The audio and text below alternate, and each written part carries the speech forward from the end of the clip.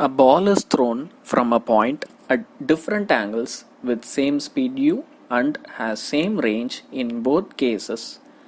If h1 and h2 are the heights attained in the two cases, then h1 plus h2 will be. இந்த கொஸ்டினில் நம்ம கிட்ட சொல்லப்படுற விஷயம், ஒரு பாலை ரெண்டு டிஃப்ரெண்ட் ஆங்கிள்ஸில் தூக்கி போடுறோம். ஆனால் இந்த ரெண்டு கண்டிஷன்ஸ்லேயும் ஒரே வெலாசிட்டி அண்ட் ஒரே ரேஞ்ச் இருக்குது. அப்போ இந்த பால்ஸ் அச்சீவ் பண்ணுற மேக்ஸிமம் ஹைட் h1 அண்ட் h2வை ஆட் பண்ணும்போது என்ன வேல்யூ கிடைக்கும் அப்படின்னு கேட்குறாங்க. ரெண்டு டிஃப்ரெண்ட் ஆங்கிள்ஸில் த்ரோ பண்ணாலும் ரேஞ்ச் சேமாக இருக்குது அப்படின்னு சொல்கிறதால ஒரு ஆங்கிளில் டீட்டானோ இன்னொரு ஆங்கிளில் 90 மைனஸ் டீட்டா அப்படின்னு எடுத்துப்போம். ஸோ ஃபர்ஸ்ட் h1 உடைய வேல்யூவுக்கு ஹைட் உடைய ஃபார்மில் u square sine square theta divided by 2g. அடுத்து ரெண்டாவது ஹைட் h2க்கு u ஸ்கொயர் சைன் ஸ்கொயர் டீட்டாவோட வேல்யூவை இங்கே 90 மைனஸ் டீட்டா அப்படின்னு சப்ஸ்டிட் பண்ணலாம் டிவைடட் பை 2g. ஸோ இந்த ரெண்டு வேல்யூஸும் நம்ம ஆட் பண்ணும்போது u ஸ்கொயர் டிவைடட் பை 2gயை காமனாக வெளியே எடுத்துடலாம். அப்போது sine square theta plus cos square theta equals to 1. So final answer நமக்கு u square divided by 2g அப்படின்னு கிடைக்கும். அப்போ இங்கே கரெக்டான option C. A cricket ball thrown across a field is at heights h1 and h2 from the point of projection at times t1 and t2 respectively after the throw. The ball is caught by a fielder at the same height as that of projection. The time of flight of the ball in this journey is. இந்த கொஸ்டினில் நம்ம கிட்ட சொல்லப்படுற விஷயம், ஒரு பாலை நம்ம தூக்கி போடும்போது அது ரெண்டு டிஃப்ரெண்ட் டைமில் ரெண்டு டிஃப்ரெண்ட் ஹைட்ஸில் இருக்குது. ஸோ அந்த டைம் பீரியடை t1 அண்ட் t2 வேறஸ் ஹைட்ஸை h1 அண்ட் h2 அப்படின்னு எடுத்துக்கிறோம். அப்போது டைம் ஆஃப் ஃப்ளைட்டுடைய வேல்யூ என்னவாக இருக்கும் அப்படின்னு கேட்குறாங்க. ஸோ இப்போது வெறும் ஹைட் அண்ட் டைம் பீரியட் வேல்யூஸை வச்சு மட்டுமே டைம் ஆஃப் ஃப்ளைட் ஈக்குவேஷனை எப்படி எழுத முடியும் அப்படின்றத பார்க்க போகிறோம். இந்த பால் டீட்டா அப்படின்ற ஆங்கிளில் தூக்கி போடப்பட்டதாக நம்ம எடுத்துக்கலாம். அப்போது ஃபர்ஸ்ட் ஹைட் h1 பொசிஷனில் இருக்க பார்த்து இனிஷியல் வெலாசிட்டியை u சைன் டீட்டா அப்படின்னு எடுத்துக்கலாம், டைமை t1 அப்படின்னு எடுத்துக்கலாம். ஸோ h1 உடைய equation u sign theta into t1 minus 1/2 g t1 square அப்படின்னு எழுதலாம். இங்கே மைனஸ் சைன் வரதுக்கான காரணம் பால் கிராவிட்டியை அப்போஸ் பண்ணி மேலே போகுது அப்படின்றதுக்காக. ஸோ மைனஸ் 1/2 g t1 ஸ்கொயரை நம்ம லெஃப்ட் ஹேண்ட் சைடு எடுத்துகிட்டு வந்தால் u sin theta into t1 is equal to h1 plus 1/2 g t1 whole square அப்படின்னு எழுதலாம். இதை ஈக்குவேஷன் 1 அப்படின்னு மார்க் பண்ணிக்கலாம். லைக்வைஸ் இதே சினாரியோவை நம்ம ஹைட் h2க்கு ஃபாலோ பண்ணலாம். அப்போது u sin theta into t2 is equal to h2 plus 1/2 g t2 whole square அப்படின்னு ஒரு ஈக்குவேஷன் கிடைக்கும். இது ஈக்குவேஷன் 2 அப்படின்னு மார்க் பண்ணிக்கலாம். இப்போது இந்த ஈக்குவேஷன் 1 and 2 ரெண்டுத்தையும் டிவைட் பண்ணலாம். So u sin theta into t1 divided by u sin theta into t2. அப்போது h1 plus 1/2 g t1 whole square divided by h2 plus 1/2 g t2 whole square. இதில் u sin theta cancel ஆகிடும். So remaining ஈக்குவேஷனை நம்ம cross multiply பண்ணும்போது h1 plus 1/2 g t1 square into t2 is equal to h2 plus 1/2 g t2 whole square into t1 அப்படின்னு எழுதலாம். t1 and t2 terms ப்ராக்கெட்குள்ளே multiply பண்ணும்போது h1 t2 plus 1/2 g t1 square t2 equals to h2 t1 plus 1/2 g t2 square into t1 அப்படின்னு ஒரு step கிடைக்கும். இந்த ஈக்குவேஷனை h1 t2 minus h2 t1 equal to 1/2 g bracket of t2 whole square into t1 minus t1 whole square into t2 அப்படின்னு எழுதலாம். இதை equation 3 அப்படின்னு mark பண்ணிக்கலாம். இப்போ நம்ம கண்டுபிடிச்ச 3 ஈக்குவேஷன்ஸையும் டைம் ஆஃப் ஃப்ளைட்டோடைய ஃபார்முலாவில் ஒவ்வொன்றா சப்ஸ்டியூட் பண்ணலாம். முதல்ல டைம் ஆஃப் ஃப்ளைட்டோடைய formula t is equal to 2u sin theta divided by g அப்படின்னு எழுதலாம்.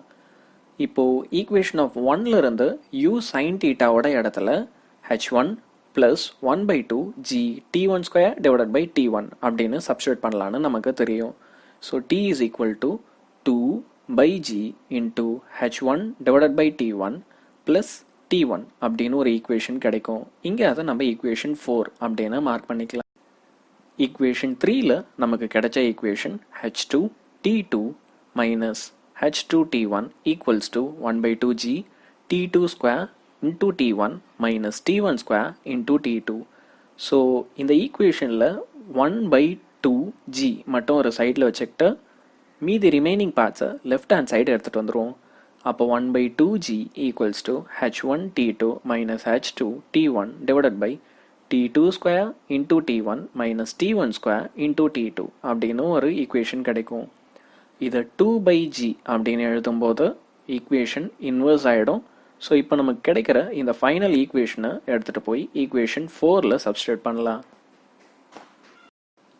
அப்போது நமக்கு டைம் பீரியட் t உடைய equation t2 square into t1 minus t1 square into t2 divided by h1 into t2 minus h2 into t1 into h1 divided by plus t1 அப்படின்னு ஒரு equation கிடைக்கும். இந்த ஈக்குவேஷனை நீங்கள் சால்வ் பண்ணிட்டே வரும்போது h1 t2 whole square minus h2 t1 square divided by h1 t2 minus h2 t1 அப்படின்னு ஒரு ஃபைனல் ஈக்குவேஷன் கிடைக்கும்.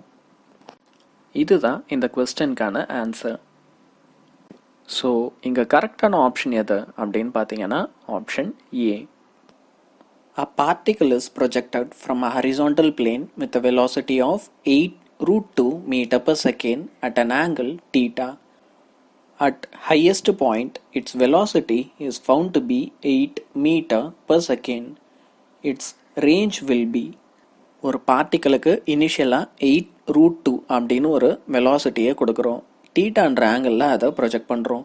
ஹையஸ்ட் பாயிண்டில் அதோடைய வெலாசிட்டி 8 மீட்டர் per செகண்ட் அப்படின்னு சொல்கிறாங்க. ஹையஸ்ட் பாயிண்டில் வெர்டிக்கல் வெலாசிட்டி 0வாக இருக்கும். விச் மீன்ஸ் இங்கே இருக்க வெலாசிட்டி ஹரிசாண்டல் வெலாசிட்டியாக இருக்கணும். So v is equal to u cos theta அப்படின்னு எழுதிப்போம். இங்கே cos thetaன்றது ஹரிசாண்டல் வெலாசிட்டியை ரெப்ரசன்ட் பண்ணுது.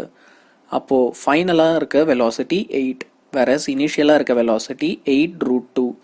ஸோ 8 கேன்சல் ஆயிடுச்சுன்னா காஸ் தீட்டாவோட வேல்யூ 1/√2 அப்படின்னு கிடைக்கும். அப்போ தீட்டாவோட வேல்யூ 45 டிகிரிஸாக இருக்கணும். ஸோ இதை ரேஞ்சுடைய ஃபார்முலாவில் சப்ஸ்டியூட் பண்ணலாம். ரேஞ்சுடைய formula u square sine 2 theta divided by g. So யூடைய இடத்துல 8√2 சப்ஸ்டியூட் பண்ணலாம். அடுத்து தீட்டாவோட இடத்துல 45 அண்ட் ஜி உடைய வேல்யூ 10 அப்படின்னு எடுத்துக்கலாம். அப்போது நம்ம கரஸ்பாண்டிங் வேல்யூஸை சப்ஸ்டியூட் பண்ணும்போது 64 × 2 டிவைடட் பை 10 அப்படின்னு ஒரு ஸ்டெப் கிடைக்கும். இதை சால்வ் பண்ண 12.8 மீட்டர்ஸ் அப்படின்னு ஆன்சர் கிடைக்கும். ஸோ இங்கே கரெக்ட் ஆப்ஷன் எது அப்படின்னு பார்த்தீங்கன்னா option D. A stone is projected with a velocity 20√2 meter per second at an angle of 45 degree to the horizontal. The average velocity of stone during its motion from starting point to its maximum height is. இந்த கொஸ்டனில் நம்ம ஒரு ஸ்டோனை 20√2 அப்படின்ற initial வெலாசிட்டியோட project பண்ணுறோம் 45 டிகிரிஸில். அப்போது இதோடைய initial பொசிஷன்லேருந்து maximum ஹைட்டை attain பண்ணுற வரைக்கும் ஆவரேஜ் வெலாசிட்டி என்னவாக இருக்கும் அப்படின்றது தான் கொஸ்டின். இந்த கொஸ்டினை ஈஸியாக புரிஞ்சுக்க இந்த டயக்ராமை பாருங்கள். இந்த பால் ஸ்டார்ட் பண்ணுற இனிஷியல் பொசிஷனை நான் 0னும் மேக்ஸிமம் ஹைட்டை ஏனும் ஃபைனல் பொசிஷனை பினும் மார்க் பண்ணிக்கிறேன். கொஸ்டினில் நம்மள ஆவரேஜ் வெலாசிட்டியை கண்டுபிடிக்க சொல்கிறாங்க. ஆவரேஜ் வெலாசிட்டியுடைய formula displacement divided by time taken. அப்போது ஓலேருந்து ஏக்கு எவ்வளவு டிஸ்பிளேஸ்மெண்ட் ஆகியிருக்கு அப்படின்னு நமக்கு தெரியணும். ஸோ அதை கண்டுபிடிக்க ஓலேருந்து ஏவை ஒரு லைன் மூலயமா ஜாயின் பண்ணிக்கலாம். அதே மாதிரி ஏலேருந்து கீழே சி அப்படின்னு இன்னொரு லைனை ஜாயின் பண்ணிக்கலாம். இப்போ இதை பார்க்க ஒரு ட்ரையாங்கிள் மாதிரி இருக்கும். அப்போ ஓ ஏவுடைய value should be equal to √OC² + CA². அப்போது முதல்ல நம்ம OC உடைய அப்புறம் CA உடைய வேல்யூஸ் என்ன அப்படின்றத ஃபைண்ட் அவுட் பண்ணலாம். OC உடைய வேல்யூ டோட்டல் ரேஞ்சில் ஹாஃபாக இருக்குது. அதனால் அதை R டிவைடட் பை 2 அப்படின்னு எழுதிப்போம். அப்போது 1/2 இன்டூ ரேஞ்ச் உடைய formula u² sin 2 θ divided by G அப்படின்னு எழுதுவோம். இனிஷியல் வெலாசிட்டி 20 ரூட் 2 அப்படின்னு நமக்கு ஏற்கனவே தெரியும். அதே மாதிரி g உடைய வேல்யூ 10 அண்ட் தீட்டாவோட வேல்யூ 45 டிகிரிஸ். இதெல்லாம் சப்ஸ்டியூட் பண்ணும்போது ஓசியோட வேல்யூ மீட்டர்ஸ் அப்படின்னு கிடைக்கும். அடுத்து ஏசி அப்படின்ற லைனை பார்த்தீங்கன்னா அது மேக்ஸிமம் ஹைட்டை ரெப்ரசன்ட் பண்ணுது. அப்போது மேக்ஸிமம் ஹைட்டை கண்டுபிடிக்கிறதுக்கான formula u square sine square theta divided by 2g. So u உடைய இடத்துல 20 ரூட் 2, சைன் தீட்டாவுடைய இடத்துல 45 டிகிரி அண்ட் 2 இன்டூ g உடைய இடத்துல 10. இதெல்லாம் சப்ஸ்டியூட் பண்ணும்போது ஏசி உடைய வேல்யூ 20 மீட்டர்ஸ் அப்படின்னு கிடைக்கும். அப்போது total displacement OA is equal to root of OC square plus CA square. So OA why root of 40 square plus 20 square அப்படின்னு எழுதிக்கிறேன். அடுத்து ஆவரேஜ் வெலாசிட்டியை கால்குலேட் பண்ண நமக்கு டைம் பீரியட் உடைய வேல்யூ தெரியணும். அதாவது ஓன்ற பிளேஸ்லேருந்து ஏ அப்படின்ற பிளேஸை அட்டைன் பண்ணுறதுக்கு எடுத்துக்கிட்ட டைம். ஏன்ற பொசிஷன் மேக்ஸிமம் ஹைட்டில் இருக்கிறதுனால இங்கே நம்ம time taken for maximum height உடைய ஃபார்முலாவை யூஸ் பண்ணலாம். அப்போது டைம் ஆஃப் ஃப்ளைட் உடைய ஃபார்முலாவை 2ஆல் டிவைட் பண்ணால் அதுதான் time taken for maximum height. So 1/2 into 2u sin theta divided by g. So டைம் t is equal to u sin theta divided by g அப்படின்னு எழுதலாம். அப்போ t is equal to 20 root 2 into sin 45 divided by 10 அப்படின்னு எழுத முடியும். So time பீரியடோடைய value t is equal to 2 seconds அப்படின்னு நமக்கு கிடைக்கும். இப்போ நம்ம கண்டுபிடிச்ச வேல்யூஸை ஆவரேஜ் வெலாசிட்டி ஃபார்முலா அதாவது டிஸ்பிளேஸ்மெண்ட் பை டைம் உடைய இடத்துல சப்ஸ்டியூட் பண்ணலாம். So root of 40 square plus 20 square divided by 2. அப்போ நமக்கு ஃபைனல் ஆன்சர் 10 root 5 அப்படின்னு கிடைக்கும். A projectile is thrown with an initial velocity a I cap plus b j cap meter per second, where I and j are unit vectors along horizontal and vertical directions respectively. If the range of projectile is twice the maximum height reached by it, then இந்த கொஸ்டினில் நமக்கு ஒரு ப்ரொஜெக்டைலுடைய initial வெலாசிட்டியை கொடுத்துருக்காங்க, which is A I cap plus B J cap. இதில் I and J cap அப்படின்றது horizontal and vertical டைரக்ஷன்ஸில் இருக்க வெலாசிட்டியை குறிக்கிறதா சொல்கிறாங்க. அப்போது கொஸ்டினில் கொடுத்துருக்க வேல்யூஸை வச்சு வெலாசிட்டி அலாங் ஹரிசாண்டல் டைரக்ஷனை ஏனும் வெர்டிக்கல் டைரக்ஷனில் இருக்க வெலாசிட்டியை பின்னும் எடுத்துக்கலாம். இந்த ரெண்டு வேல்யூஸையும் நம்ம டைம் ஆஃப் ஃப்ளைட்டுடைய ஈக்குவேஷனில் சப்ஸ்டிட் பண்ணுவோம். டைம் ஆஃப் ஃப்ளைட்டுடைய formula t is equal to 2u sin theta divided by g. இங்கே u sin அப்படின்றது வெர்டிக்கலாக எவ்வளோ வெலாசிட்டி இருக்குது அப்படின்றத குறிக்குது. நம்ம இங்கே வெர்டிக்கல் வெலாசிட்டியை uy அப்படின்னு எடுத்துக்கிட்டோம். So t is equal to 2uy divided by g அப்படின்னு எழுதலாம். அப்போ t is equal to 2b divided by g அப்படின்னு ஒரு ஈக்குவேஷன் கிடைக்கும். அடுத்து மேக்ஸிமம் ஹைட்டுடைய ஈக்குவேஷனை இதே மாதிரி h is equal to u y square divided by 2g அப்படின்னு எழுதலாம். அதாவது velocity along vertical direction square divided by 2g. So height உடைய value b square divided by 2g அப்படின்னு எழுதலாம். ரேஞ்சை கண்டுபிடிக்கிறதுக்கு டைம் ஆஃப் லைட்டை வெலாசிட்டியால் மல்டிப்ளை பண்ணால் போதும். ஸோ ரேஞ்சுடைய formula velocity along horizontal direction, that is ux into 2b divided by g அப்படின்னு எழுதலாம். ux உடைய வேல்யூவை நம்ம a அப்படின்னு எடுத்துக்கிட்டோம். So r is equal to 2ab by g அப்படின்னு ஒரு ஈக்குவேஷன் கிடைக்கும். ரேஞ்ச் உடைய value 2 times that of maximum ஹைட்டுக்கு ஈக்குவலாக இருக்கும் அப்படின்னு கொஸ்டினில் கொடுத்துருக்காங்க. So r is equal to 2h அப்படின்னு நம்ம எழுதலாம். அப்போது r உடைய வேல்யூவும் h உடைய வேல்யூவும் நம்ம ஏற்கனவே கண்டுபிடிச்சிட்டோம். அதை இங்கே சப்ஸ்டியூட் பண்ணுவோம். 2ab divided by g is equal to 2 into b square divided by g அப்படின்னு நமக்கு ஒரு ஈக்குவேஷன் கிடைக்கும். இந்த ஈக்குவேஷனை சால்வ் பண்ணும்போது 2a is equal to b அப்படின்னு ஒரு ஃபைனல் ஈக்குவேஷன் கிடைக்கும். ஸோ இங்கே கரெக்டான ஆன்சர் எது அப்படின்னு நம்ம செக் பண்ணால் ஆப்ஷன் சி தான் இங்கே கரெக்ட்.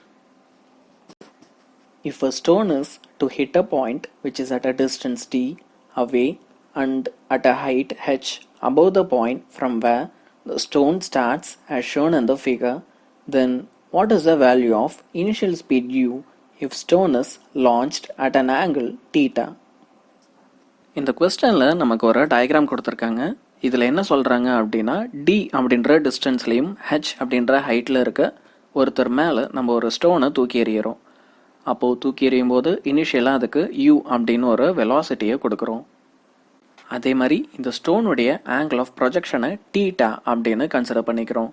அப்போது இந்த இனிஷியல் வெலாசிட்டி யூ உடைய ஈக்குவேஷன் என்னவா இருக்கும் அப்படின்னு நம்மள ஒரு கொஸ்டின் கேட்குறாங்க.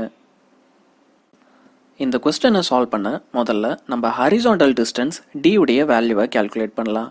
D is equal to U cos theta into T, அதாவது velocity along the horizontal axis into time period அப்படின்னு எழுதலாம். அப்போ இதிலிருந்து டைம் பீரியட் ஈக்குவேஷன் டீயை distance D divided by U cos theta அப்படின்னு எழுதலாம். இதை ஈக்குவேஷன் 1 அப்படின்னு மார்க் பண்ணிக்கலாம். அடுத்து இந்த ஸ்டோன் வெர்டிக்கலாக எவ்வளோ தூரம் ட்ராவல் பண்ணியிருக்கு அப்படின்றத கண்டுபிடிக்க நம்ம displacement equation S is equal to UT plus half AT square ஃபார்முலாவை இங்கே அப்ளை பண்ணலாம். அப்போது டிஸ்பிளேஸ்மெண்ட்டை இங்கே நம்ம ஹெச் அப்படின்னும் இனிஷியல் வெலாசிட்டி இன் வெர்டிக்கல் டைரக்ஷனை யூ சைன் டீட்டானும் எடுத்துக்கலாம்.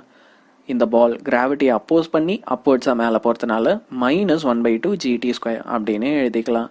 So H is equal to U sine theta into T -1/2 GT square அப்படின்னு ஒரு ஈக்குவேஷன் கிடைக்கும். இங்கே நம்ம அதை 2 அப்படின்னு மார்க் பண்ணிக்கலாம்.